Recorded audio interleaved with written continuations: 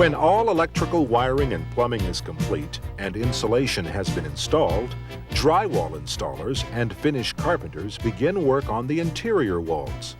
Let's take a look as they complete residential and commercial interiors. In the past, constructing interior walls was far more difficult and time-consuming. After the application of metal or wood lath to walls and ceilings, plasterers applied a series of coats of plaster. The entire process required weeks to complete. Because of the variety of tools and techniques necessary, plasterers took many years to learn the skills needed. The demand for plasterers has decreased because of the use of drywall in most construction, but plasterers are in great demand for restoration or decorative work. Drywall, often called plasterboard or gypsum board, was developed as a substitute for wet plaster for walls and ceilings. It consists of 1/2-inch layers of plaster sandwiched between two pieces of heavy paper. Using drywall saves both time and money. Two operations are necessary in the installation of drywall. Installers, called applicators, fasten drywall panels to the framework inside houses and other buildings. Drywall finishers, or tapers, prepare panels for painting by taping and finishing joints and imperfections. Standard 4x8 or 4x12-foot panels are convenient sizes for securing and fastening drywall to the stud wall or ceiling joists. Each full panel will have 2 solid studs or joists in the center of the panel, and half of the width of a stud or joist on each end.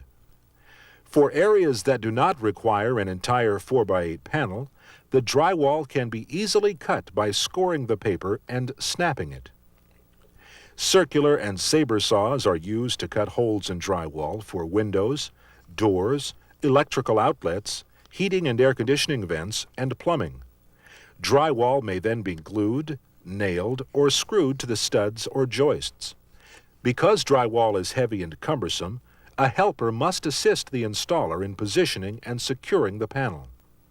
After installing the drywall, finishers fill gaps between panels with a joint compound using brush-like strokes with special wide, flat-tipped trowels. Finishers, working quickly with trowels, press a perforated paper tape into the wet joint compound. The tape strengthens the joint and helps prevent cracking.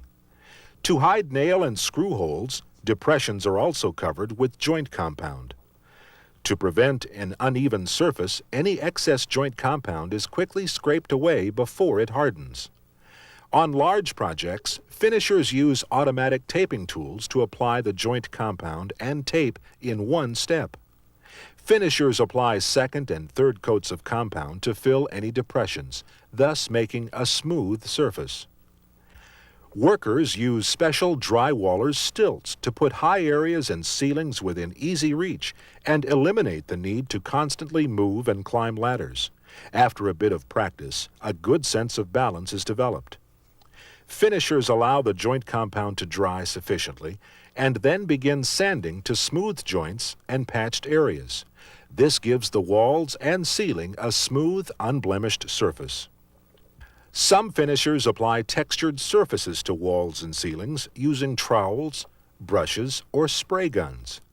A skim coat of plaster, joint compound, or a thick paint that shows all the brush marks, called texture paint, can be applied with brushes or rollers. I make my own time, you know what I mean? I come to work and, you know, if I feel like I've done enough, you know, for the day, I get tired or whatever, you know, I can go home and I take my own lunch break, you know, whenever. There's no certain set time. And I just pretty much just like doing it, you know. Once you get into hanging it, you know, it's kind of fun. When you come in, the houses, you can, you know, the rooms, you can't tell the rooms because the walls aren't in.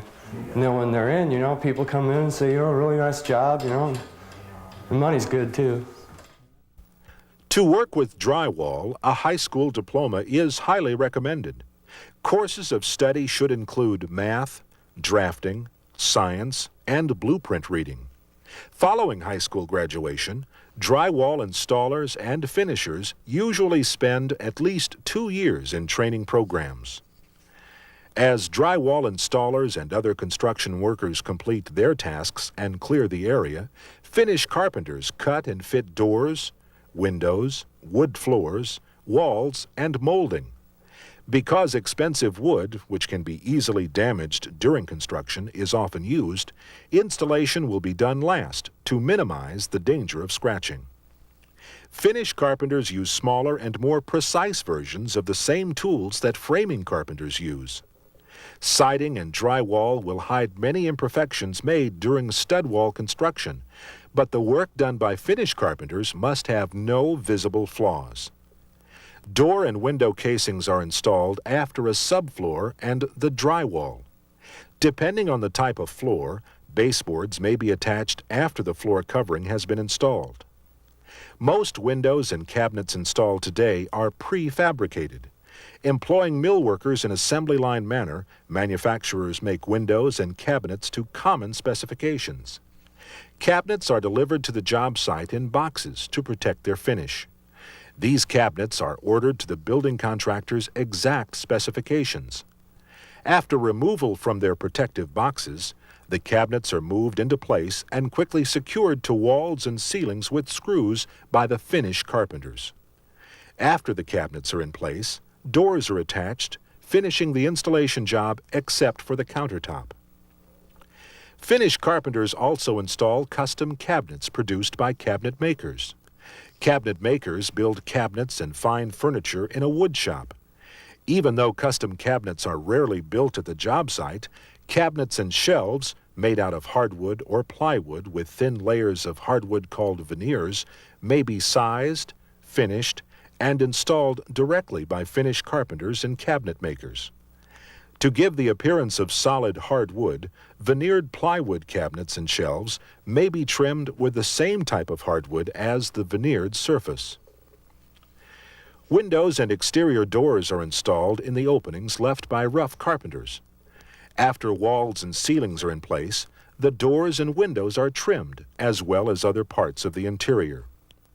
Prefabricated windows will include everything but the inside trim. They must have the proper jamb depth to fit the wall. A good fit is critical to the proper installation of inside trim. Standard depth is 4.5 inches. The window will fit properly in a 2x4 stud wall with 1/2 inch extending both outside for exterior sheathing and inside for plasterboard.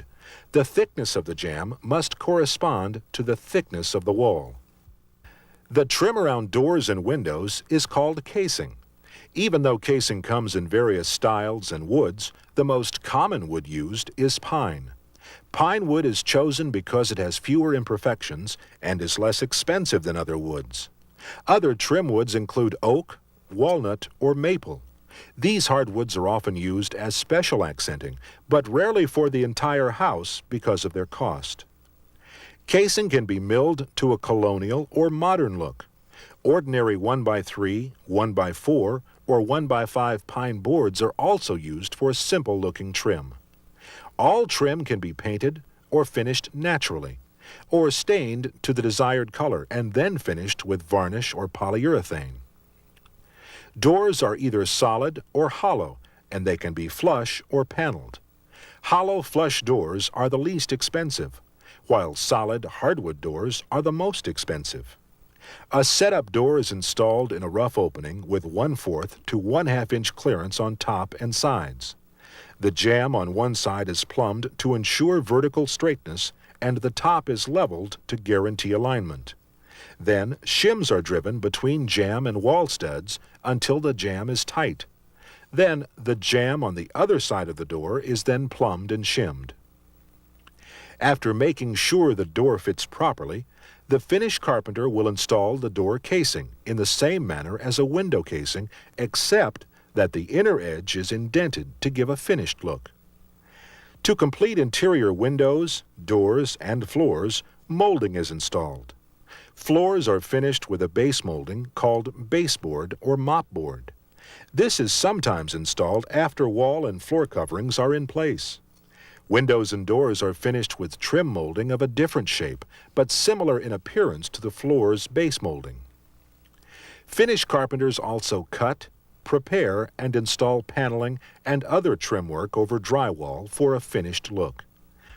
In many commercial structures and residential basements, building contractors will install a false ceiling, commonly called a drop ceiling. By using a metal framework which is constructed on-site to exact specifications, ceiling installers set pre-molded, fireproof panels in place. These panels hide ductwork, plumbing, and electrical conduit. Ceiling installation is usually accomplished by finish carpenters. Pay attention. Pay attention when somebody who has experience is trying to tell you something. I would also tell them that if they do something wrong, if they make a mistake, don't feel belittled, don't feel like you want to quit. Use it as a learning experience. You know, stand back, see what you did, understand why you did it, learn how to do it right, and do it right the next time. But when somebody is trying to give you advice, don't pretend that you know it all, because you don't. And listen to experience. I think that's what's helped me the most. I draw on the old days a lot, you know. So, and there's a lot of times too when I can think of when somebody was trying to tell me how to do something and I wish I had listened. To become a finished carpenter or cabinet maker, a high school diploma is recommended, as well as approximately 4 years of apprenticeship or other training. Finished carpenters and cabinet makers earn somewhat more money than rough carpenters because of their greater level of skills. Please remember that there is always some element of danger in any construction-related job. A moment of carelessness can mean a lifetime of tragedy.